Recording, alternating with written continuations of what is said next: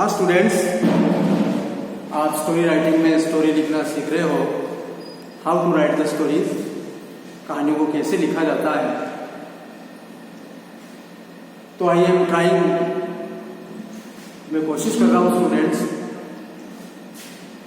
ताकि आप भी कोशिश करके ही इनको लिखना सीखो। और बेस्ट ऑन आउटलाइन होती है स्टूडेंट्स, तो उनको पहचानने में तो आपको दिक्कत नहीं आएगी, डिफिकल्टी नहीं आएगी। वो वर्ड मीनिंग्स को आप देखते जाइए और उसको टाइटल देते जाइए भी ये स्टोरी है। ठीक है स्टूडेंट्स, चलो स्टूडेंट्स आगे एक और स्टोरी क्रिएट करते हैं students. A farmer and a snake, एक किसान और एक सांप। तो ये फार्मर एंड ए स्नेक की स्टोरी जो है अपन लिखते हैं, टाइटल दे दीजिए स्टूडेंट्स ए फार्मर, ये हेडिंग ले रहे हैं students upon, a farmer and a snake.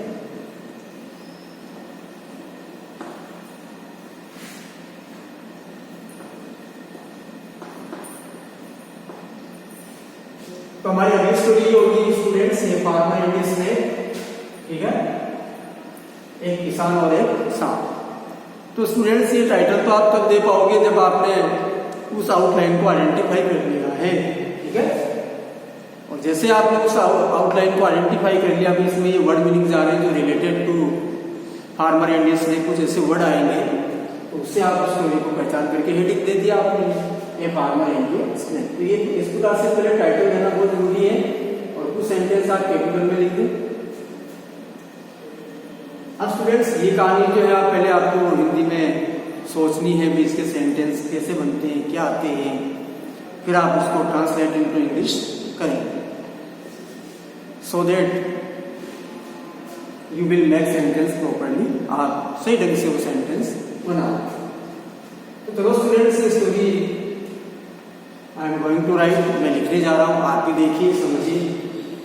तो स्टूडेंट्स यहाँ हम लिखते हैं घर से वाजे फार्मर। ठीक है, बहुत छोटे छोटे सेंटेंस जो पिछली कहानी में आया था sentence. Once there was a farmer, एक समय एक किसान था। ठीक है,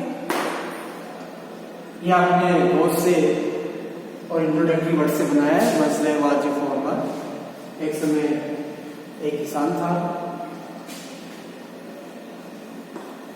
अब वन डे एक दिन, ठीक है, एक दिन वो घर वापस आ रहा था। ठीक है, एक दिन वो घर वापस आ रहा था। अब स्टूडेंट्स आ रहा था, तो ये जो सेंटेंस बनेगा, ये सेंटेंस अपना इन पास्ट कंटिन्यूअस टेंस में होगा, यानी रहा था, रही थी, रहे थे। तो स्टूडेंट्स इसमें आपको सब्जेक्ट के बाद वॉज वर्ब का यूज करना है सब्जेक्ट के अकॉर्डिंग। तो one day he was returning, one day he was, तो आप रिटर्न में आईएनजी लगाओगे। ठीक है, ठीक है, एक दिन वो घर वापस आ रहा था, घर लौट रहा था, रिटर्निंग होम।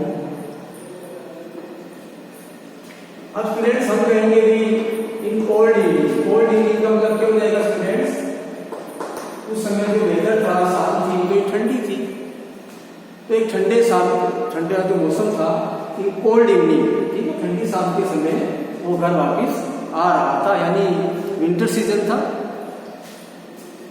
तो one day he was returning home, ये रिटर्न में आपने आईएनजी फॉर्म का यूज किया स्टूडेंट। रिटर्न का मतलब कम डे, वापस आना, लौटना। तो इसमें आपने पास्ट कंटिन्यूअस टेंस का यूज किया, वो आ रहा था। तो ही वाज रिटर्निंग होम, वो घर वापस आ रहा था इन कोल्ड इवनिंग, एक ठंडी शाम के समय में वो वापस आ रहा था। अब उसने रास्ते में एक सांप देखा। अब ये वापस पास्ट सिंपल टेंस में आ जाएगा स्टूडेंट्स, था, थी, थे। तो जैसे जैसे आप था, थी, थे वाले सेंटेंस सोच रहे हो, तो पास्ट सिंपल टेंस यानी सब्जेक्ट के बाद सेकंड फॉर्म, और रहा था, रही थी आपके माइंड में आ रहे हैं, तो उनके लिए बहुत वर्ब प्लस आएंगे। तो ही साइज है, तो सी की सेकंड फॉर्म क्या हो जाएगी स्टूडेंट, सा, और ऑब्जेक्ट के रूप में आपने लगा दिया स्नेक। अब ही साइज से ऑन द रोड देखा, तो ऑन द रोड, और ऑन द प्लेस यानी मार्ग, रास्ते। ठीक है, इसका मतलब यह मार्ग रास्ता हो जाएगा स्टूडेंट्स। तो ही साइज स्नेक ऑन द प्लेस, उसने रास्ते में एक सांप देखा। अब वो सांप लगभग ठंड से जमा हुआ था, यानी लगभग बेहोश हो गया था। ठीक है, तो यहाँ स्नेक के लिए आप इट का यूज कर लीजिए स्टूडेंट्स, या आप चाहो तो 10 स्नेक भी लिख सकते हो। तो it was almost frozen with cold. तो स्टूडेंट्स ये जो सेंटेंस हमने बनाया है ये सिंपली आपके वास से बनेगा। यहाँ इट स्नेक के लिए आया है और फ्रोजन ये पास्ट पार्टिसिपल फॉर्म है। पास्ट पार्टिसिपल फॉर्म होती है third form, freeze, froze, frozen. Frozen का मतलब जमा हुआ है, नहीं वो सांप जो था वो अकड़ गया था ठंड से, एक प्रकार से बेहोश हो गया था। तो it was almost frozen, almost students लगभग, ठीक है। विद कोल्ड का मतलब ठंड से, विद कोल्ड का मतलब वो सांप जो था ठंड से लगभग सिकुड़ गया था, अकड़ गया था, जम गया था, क्योंकि the weather was very cold, मौसम बहुत ठंडा था। तो विद कोल्ड का मतलब वो ठंड से फ्रोजन हो गया था। तो स्टूडेंट्स ये क्रिया भी लगभग हम देखेंगे तो एडजेक्टिव का यूज कर दिए, यहाँ एडजेक्टिव के रूप में काम कर रही है, जमा हुआ, तो वो ठंड से लगभग जम गया था। अब किसान उसको घर लेके गया सांप को, ठीक है।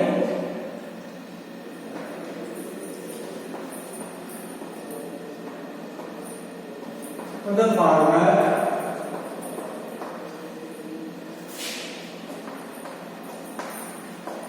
took it to home, ठीक है। यहाँ फॉर्मल सब्जेक्ट आ गया फार्मर, और टेक की सेकंड फॉर्म क्या हो जाएगी स्टूडेंट्स? टुक। टेक का मतलब खाना पीना भी होता है स्टूडेंट्स, यानी ले जाने में है। तो यहाँ स्नेक के लिए आ गया students the farmer took it to home, यानी किसान उस सांप को घर लेके चला गया, ठीक है। और ही अब किसान ने उस सांप को आग के पास में रख दिया ताकि आग से इसको वार्मथ मिलेगी, गर्मी मिलेगी, और स्लोली धीरे धीरे वो रिकवर हो जाएगा, ठीक है। तो ये put the snake, students put की तीनों फॉर्म सेम है, पुट पुट पुट, तो आप सेकंड फॉर्म समझे। ही पुट द स्नेक, यानी उसने सांप को रख दिया था near the fire, near the fire. Near the fire का मतलब हो जाएगा स्टूडेंट्स आग के पास में, यानी किसान ने क्या किया, अभी उस सांप को एक वार्मथ देने के लिए, ताकि गर्मी मिल जाएगी उसको, उस सांप को उसने नियर द फायर का मतलब आग के पास में रख दिया। तो ये स्टूडेंट सेंटेंस जो बन रहे हैं अपन सोच के धीरे धीरे हम बना रहे हैं, तो एग्जामिनेशन में भी आप इसी प्रकार से थिंक करते करते आप सेंटेंस बना सकते हैं। उनको पहले आप हिंदी में सोच करके उनको इंग्लिश में चेंज करना, तो आप ट्रांसलेट करते करते सेंटेंस बन रहे, ट्रांसलेट इनटू इंग्लिश सोच करके आप बना रहे हो वाक्य को। तो he put the snake near the fire, अब उसने सांप को आग के पास में रख दिया। अब it got warmth, students warmth का मतलब यहाँ गर्मी, उष्मा, ठीक है। अब उस सांप ने गर्मी प्राप्त कर ली, उष्मा प्राप्त कर ली, उसको गर्मी हो गई। एंड रिवाइव, रिवाइव का मतलब वापस फिर से जीवित हो जाना। वो सांप ठंड से फ्रोजन हो गया था, सिकुड़ गया था, अकड़ गया था, तो वो लगभग एक अनकॉन्शियस पोजीशन में था, बेहोश हो गया था। तो रिवाइव हो गया हुआ, तो जैसे उसको उष्मा मिली, वार्मथ मिली, गर्मी मिली, तो रिवाइव फिर से जिंदा हो गया, उसको होश आ गया। तो ये सब पास्ट सिंपल टेंस में लिख रहे स्टूडेंट्स। यहाँ गेट को अपन ने गॉट किया है, रिवाइव को अपन ने रिवाइव कर दिया। और स्टूडेंट्स यहाँ इट स्नेक के लिए है, तो इट गॉट वार्मथ, उस सांप ने उष्मा प्राप्त की, एंड रिवाइव, और वो जिंदा हो गया, उसको वापस होश आ गया।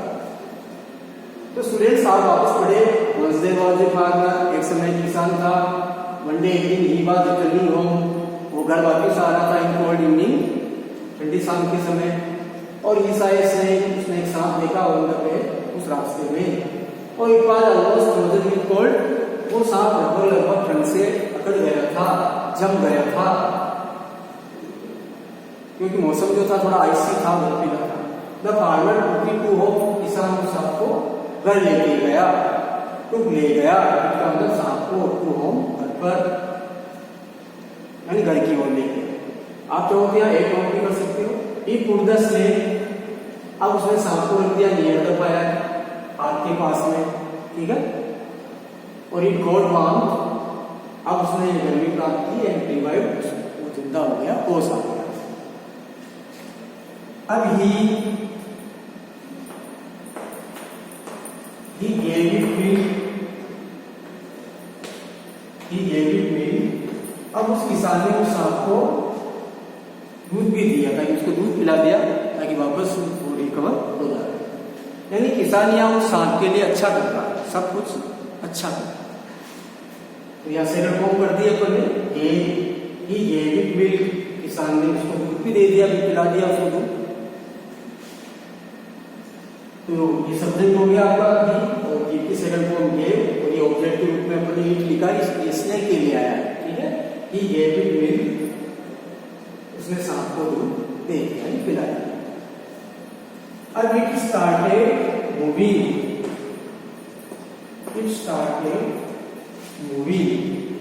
स्टूडेंट्स,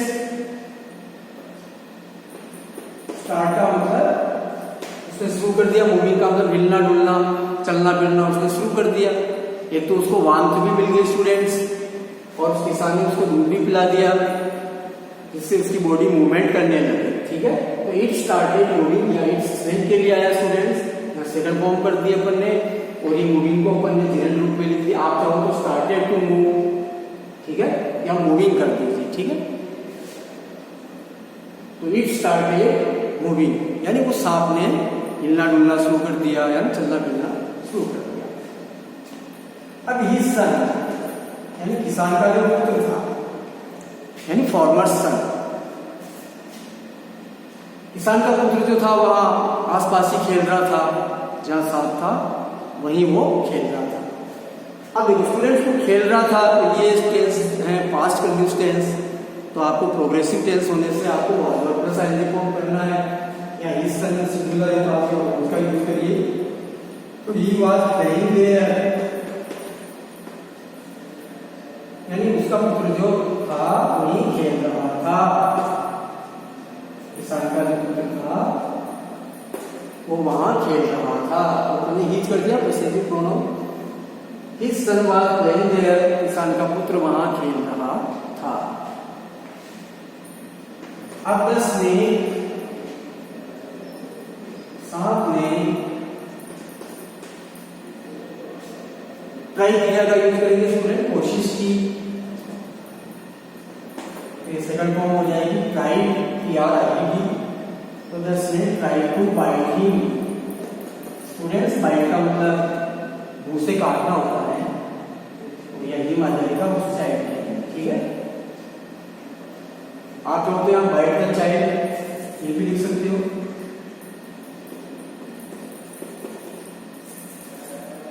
बाइट द चाइल्ड, यानी किसान ने स्नेक ने ट्राई कोशिश की। अब आगे अपन क्रिया बढ़ा रहे स्टूडेंट्स को, प्लस फॉर्म आ जाएगी। जब भी अपन कोई मेन क्रिया की आगे अगली क्रिया जोड़ते हैं, ऐड करते हैं, तो उसमें टू लगा दिया जाता है। The snake tried to bite the child, यानी सांप ने उस बच्चे को काटने की कोशिश की। अब द फार्मर वाज, अब किसान जो था ये नहीं करके क्रोधित हो गया या नाराज हो गया। तो the farmer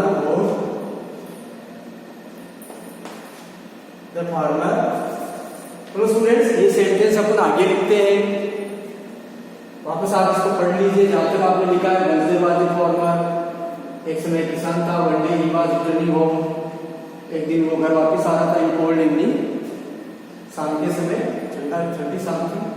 he sighted snake on the way, उसने रास्ते में एक सांप देखा, इट वाज ऑलमोस्ट फ्रोजन, वो लगभग जमा हुआ था विद कोल्ड, ठंड से। The farmer took it to home, farmer जो था उसको पर लेके गया। ये पुट द स्नेक, उसने सांप को रख दिया नियर द फायर, आग के पास में। फार्मर ने क्या किया, उसको आग के पास में रख दिया। सेकंड फॉर्म में यहाँ अब इट गॉट वार्म्थ, उसने गर्मी प्राप्त की, उष्मा प्राप्त की। रिवाइव, वो फिर से जिंदा हो गया, उसको होश आ गया। अब ये गेव इट मिल्क, किसान ने उसको दूध भी पिलाया। तो इट स्टार्टेड मूविंग, फिर वो सांप चलने फिरने लग गया, हिलने डुलने लग गया। अब ये संवाद प्लेइंग देयर, किसान का पुत्र भी वही खेल रहा था। तो इस सेंटेंस को अपने पास्ट कंटिन्यूअस टेंस में लिख दिया। और the snake tried to bite the child, और सांप ने उस बच्चे को काटने की कोशिश की। ये सेंटेंस स्टूडेंट्स अपन यहां ऊपर लिख देते हैं।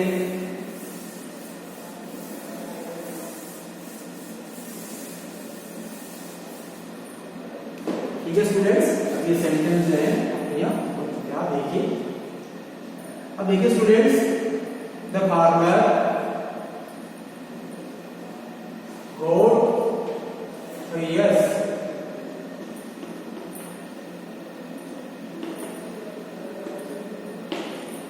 फ्यूरियस का मतलब क्रोधित हो जाना, एडजेक्टिव वर्ड। आप चाहो तो या एंग्री भी लिख सकते हो, ठीक है। तो द फार्मर गॉट फ्यूरियस, यानी वो क्रोधित हो गया।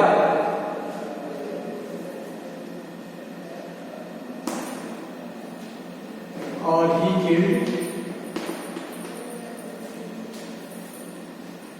the snake, और उसने सांप को मार दिया। EDST लकड़ी से, और उसने किसान ने सांप को किल कर दिया। किल की सेकंड फॉर्म हो जाएगी student killed the snake, EDST, यानी लकड़ी उसके हाथ में ली, हाथ में थी और उसको मार। तो he killed the snake with A stick, और उसी किसान ने फिर उस सांप को मारा। अब स्टूडेंट इसका मॉडल देना है। स्टोरी लगभग अपनी कंप्लीट हो गई है। अब जैसे किसान का बच्चा वहां खेल रहा था, तो सांप ने उसको काटने की कोशिश की, ठीक है, और किसान फिर क्रोधित हो गया। पर इसका मतलब क्रोधित हो गया हो, या एंग्री भी लिख सकते हो, यहाँ वो नाराज हो गया। और he killed the snake with A stick, और किसान ने उस सांप को लकड़ी से मारा। अब स्टूडेंट इसका मॉडल लिखना है आपको। भाई आप किसी भी व्यक्ति की कितनी सेवा करते हो, उसके लिए अच्छा कार्य करते हो, लेकिन उसकी प्रकृति अगर खराब है तो वो खराब ही रहती है।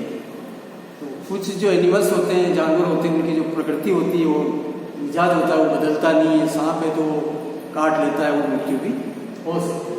तो स्टूडेंट इसका मॉडल क्या हो जाएगा, नेचर नेवर चेंज, यानी स्वभाव नहीं बदलता है। Nature never change, nature never change.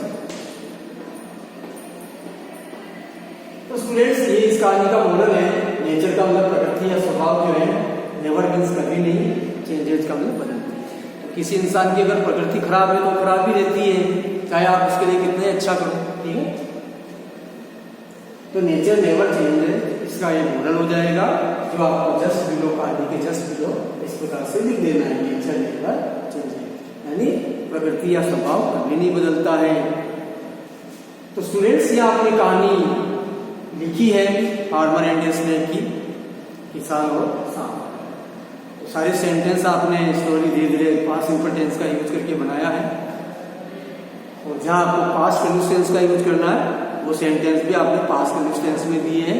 और इस प्रकार से करेक्टली आपने उस स्टोरी को क्रिएट करके लिख दिया है, ठीक है। आपने बेस्ड ऑन आउटलाइन से उसको पहचानी, टाइटल दिया, ठीक है, फार्मर एंड स्नेक।